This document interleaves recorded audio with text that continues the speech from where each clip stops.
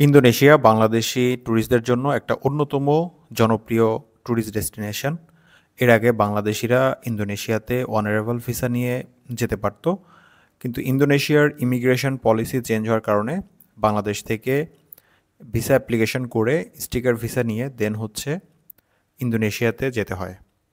এর আগের ভিডিওতে আমরা দেখেছিলাম ইন্দোনেশিয়ার ট্যুরিস্ট ভিসার রিকোয়ারমেন্টগুলো কী কী রয়েছে, পাশাপাশি হচ্ছে ইন্দোনেশিয়ার ভিসা অ্যাপ্লিকেশনটা কিভাবে করতে হয় তার বিস্তারিত আমরা আলোচনা করেছিলাম।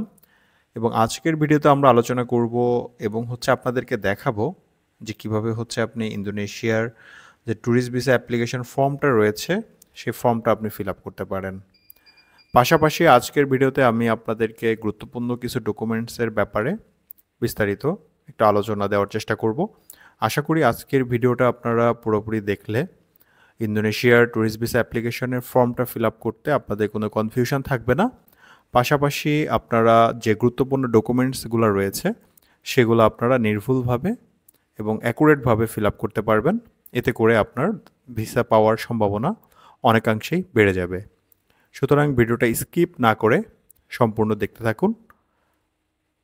আমরা যখন ইন্দোনেশিয়ান অ্যাম্বাসিকে ভিসা অ্যাপ্লিকেশান জমা দেওয়ার জন্য অ্যাপয়েন্টমেন্টের জন্য মেইল করেছিলাম, তারা আমাদেরকে অ্যাপয়েন্টমেন্ট কনফার্ম করে এবং কনফার্মেশন মেইলের সাথে আমাদেরকে একটা গুগল ড্রাইভের লিঙ্ক শেয়ার করে। যে গুগল ড্রাইভে 3টা ফর্ম ছিল। 3টা ফর্মের মধ্যে একটাতে ছিল ভিসা অ্যাপ্লিকেশন ফর্ম। আমরা সেই লিঙ্ক থেকেই ভিসা অ্যাপ্লিকেশন ফর্মটা ডাউনলোড করে নিয়েছি। পাশাপাশি আমাদের একটা রিকোয়ারমেন্ট, কী কী রিকোয়ারমেন্ট আছে তার একটা লিস্ট দেওয়া ছিল। সেই লিস্ট অনুযায়ী আমরা যাবতীয় ডকুমেন্টসগুলো প্রিপেয়ার করে রেখেছি যাতে আমাদের ফর্মটা ফিল আপ করতে সুবিধা হয়। স্ক্রিনে আপনারা দেখতে পাচ্ছেন এটা হচ্ছে ভিসা অ্যাপ্লিকেশন ফর্ম, একটা ব্ল্যাঙ্ক ভিসা অ্যাপ্লিকেশন ফর্ম যেটা আমরা লিঙ্ক থেকে ডাউনলোড করেছি। পাশাপাশি ইন্দোনেশিয়ান হাই কমিশনের বা কনসুলারের যে ওয়েবসাইট আছে সেখান থেকেও আপনি ডাউনলোড করতে পারবেন। আপনারা দেখতে পাচ্ছেন এটা হচ্ছে ইন্দোনেশিয়ার ভিসা অ্যাপ্লিকেশন ফর্ম। আমি আইটিনারিটা ওপেন করে নিয়েছি, দেন হচ্ছে হোটেল বুকিংয়ের কপিটাও আমি ওপেন করে নিয়েছি। আমার এখান থেকে ইনফরমেশন প্রয়োজন হবে যার কারণে আমি এটা ওপেন করে রেখেছি। তো চলুন আমরা ফর্মটা ফিল আপ করার চেষ্টা করি। ফর্মটা ফিল আপ করার জন্য আমি অ্যাডোবি পিডিএফ যে রিডার আছে সেটাতে ওপেন করেছি। ওপেন করে আপনারা দেখতে পাচ্ছেন ফিল অ্যান্ড সাইন আমি অপশনটা দিয়েছি যাতে স্মুথলি আমি এটা ফিল আপ করতে পারি। আপনারা চাইলে ফর্মটা প্রিন্ট করে হাতেও ফিল আপ করতে পারেন, তবে কম্পিউটারে প্রিন্ট করাটাই বেটার। তো ফর্মটা আপনি যখন দেখবেন ফর্মের প্রথমেই হচ্ছে কিছু অপশন আছে। প্রত্যেকটা অপশন স্টেপ বাই স্টেপ হচ্ছে আমি আপনাদেরকে ফিল আপ করে দেখাবো যে আপনি কিভাবে কোন বক্সে কী ধরনের ইনফরমেশন আপনাকে প্রোভাইড করতে হবে। এখানে দেখতে পাচ্ছেন এখানে অ্যাপ্লিকেশানে এখানে নাম্বার 2 হবে, কারণ আপনারা দেখতে পাচ্ছেন নিচে 4টা ভিসার ধরন দেওয়া আছে। একটা আছে ট্রানজিট ভিসা, একটা single entry visa, multiple visit visa, then হচ্ছে আপনার ডিপ্লোম্যাটিক ভিসা। তো আমরা সিঙ্গেল এন্ট্রি ভিসার জন্য আবেদন করব, যার জন্য আমরা অপশন 2টা অর্থাৎ 2 নাম্বারটা আমরা লিখে দিয়েছি। এপাশে আপনার অ্যাপ্লিকেশান ডেটটা, আপনার অ্যাপ্লিকেশান ডেট আপনারা দেখতে পাচ্ছেন আমরা 19 জানুয়ারি অ্যাপ্লিকেশন করেছিলাম, সেখানে অ্যাপ্লিকেশান ডেটটা আমরা এভাবে দিয়েছি। এরপরে হচ্ছে আপনার ফুল নেমটা হচ্ছে আপনাকে দিতে হবে। ফুল নেম অবশ্যই হচ্ছে আপনি ক্যাপিটাল লেটারে লিখবেন। আমরা এখানে অ্যাপ্রক্সিমেট একটা নাম দিয়ে দিচ্ছি। নামটা আপনারা এভাবে ফিল আপ করে নেবেন।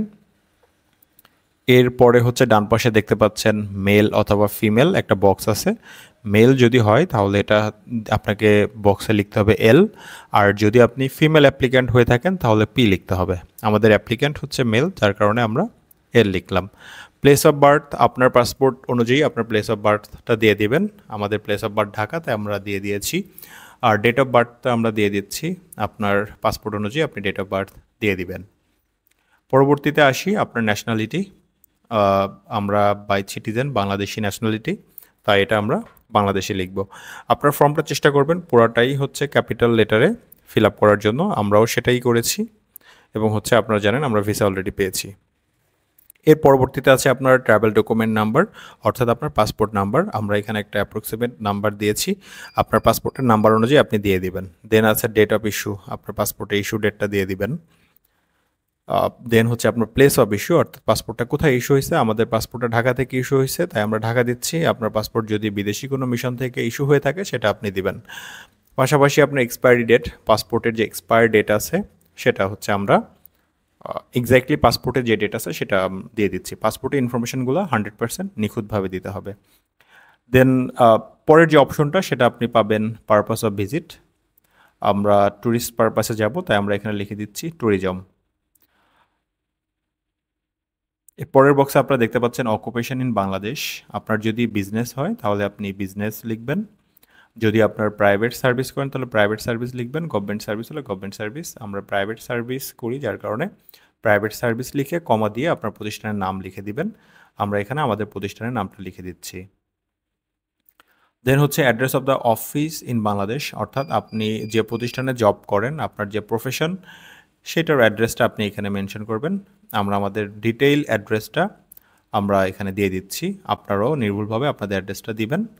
এখানে আপনারা দেখতে পাচ্ছেন একটা উপরে একটা ঘর আছে, নিচে আরেকটা ঘর আছে, আপনি না ধরলে নিচের ঘরে আপনি বাকি অংশটা দিতে পারবেন।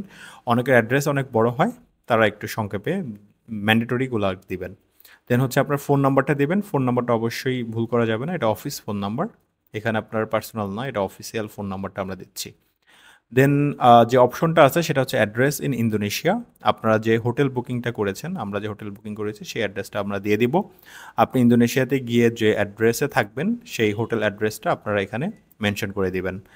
যার জন্যই হচ্ছে আমরা আগেই হচ্ছে আপনার আমাদের যে ডকুমেন্টসগুলো আছে ডকুমেন্টসগুলো আমরা রেডি করে নিয়েছি।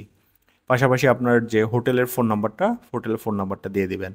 যদি আপনি কোনো রিলেটিভের কাছে গিয়ে থাকেন তাহলে আপনার রিলেটিভের ইনফরমেশনগুলো দিবেন, রিলেটিভের ফোন নাম্বার আপনি দিতে পারেন।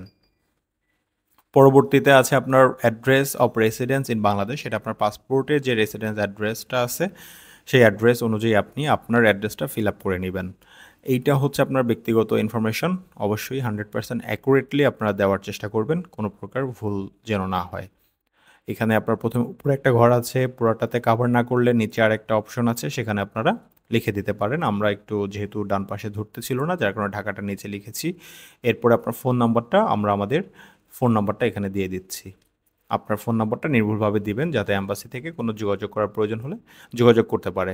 এর পরবর্তীতে হচ্ছে আপনার ইমেল অ্যাড্রেসটাও আপনারা একদম নিখুঁত এবং নির্ভুলভাবে দেওয়ার চেষ্টা করবেন, আমরাও সেভাবে নির্ভুলভাবে দিয়ে দিচ্ছি। রিজন ফর অ্যাপ্লাইং ভিসা, আমরা কি রিজনে, আমরা আগেই বলছি আমরা ট্যুরিস্ট ভিসা অ্যাপ্লিকেশন করছি, সো আমরা এটাতে আবারও ট্যুরিজম লিখে দিচ্ছি। পরের যে অপশনটা আছে সেই অপশনটা হচ্ছে আপনার স্পন্সর ইন্দোনেশিয়া। যদি আপনার কোনো স্পন্সর থাকে আপনি স্পন্সর ইনফরমেশন দিবেন। আমাদের কোনো স্পন্সর নেই, কোনো রেফারেন্স নেই, যার কারণে আমরা দিচ্ছি না। এটাই হচ্ছে আপনার ভিসা অ্যাপ্লিকেশন ফর্মের যে ইনফরমেশনগুলো পরের পেজে আপনারা দেখতে পাচ্ছেন।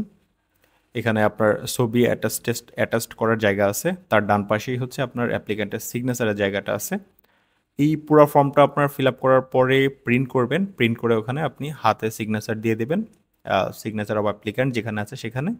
পাশাপাশি ফটোর যে ঘরটা আছে এখানে আপনাদের এক কপি ছবি গাম দিয়ে এখানে অ্যাটাচড করে দিবেন, পাসপোর্ট সাইজের ছবির যে স্পেসিফিকেশন যেটা আমরা আগে বলে দিয়েছি। এখানে এরপরে যেটা আছে আপনার কাউন্টার আর অফিসার নোট, বা এরপরে আর কোনো কিছুই হচ্ছে আপনি অ্যাপ্লিক্যান্ট হিসেবে আপনার ফিল আপ করতে হবে না। ভিসা অ্যাপ্লিকেশন যে অফিসার যিনি আছেন উনি হচ্ছে ফিল আপ করবে। তো এখানে আর এক্সপ্লেন করার মতো কিছু নেই, জাস্ট আমি এখানে যে ডকুমেন্টসগুলো আছে ডকুমেন্টসের ব্যাপারে আমি কিছু কথা বলছি। আপনার পাসপোর্ট তো দিবেন, অবশ্যই দিবেন, এটা আপনার ন্যূনতম 6 মাসের মেয়াদ থাকতে হবে, 2টা ব্ল্যাঙ্ক পেজ থাকতে হবে। আপনি ব্যাঙ্ক স্টেটমেন্ট, ব্যাঙ্ক সলভেন্সি দিবেন।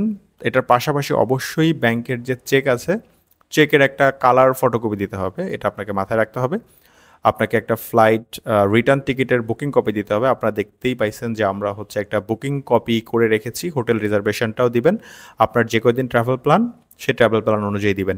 এখানে একটা বিষয় মাথায় রাখবেন, আপনাদের ট্রাভেল প্ল্যানটা আপনার যেদিন হচ্ছে ফাইল জমা দেওয়ার ডেট অ্যাপয়েন্টমেন্ট, সেই দিন থেকে ন্যূনতম 15 কার্যদিবস পরে হচ্ছে আপনি এই অ্যারেঞ্জমেন্টগুলো করবেন।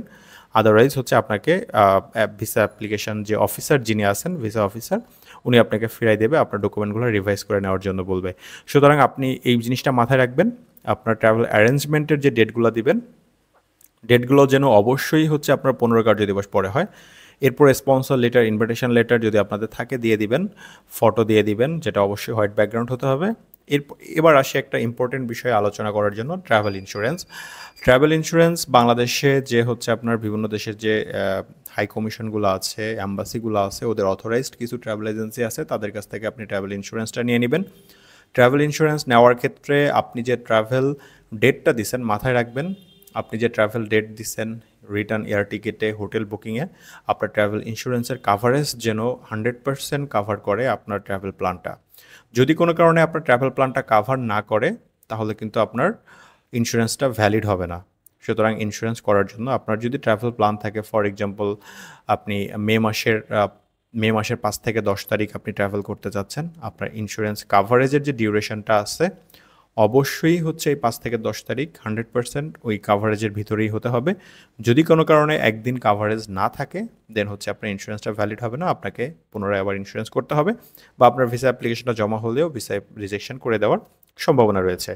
তো ট্রাভেল ইন্স্যুরেন্স করার সময় আপনার বিষয়টা মাথায় রাখবেন এবং হচ্ছে আশা করি আপনারা আপনাদের ফর্ম ফিল আপ সম্পর্কিত যে ধরনের কনফিউশন ছিল কনফিউশনগুলো দূর হয়েছে। এরপরেও যদি হচ্ছে আপনাদের কোনো বুঝতে অসুবিধা হয় কোনো একজন এক্সপার্টের সহায়তা নেবেন, কারণ ভিসা অ্যাপ্লিকেশনের জন্য অনেক বড় একটা কস্টিং রয়েছে।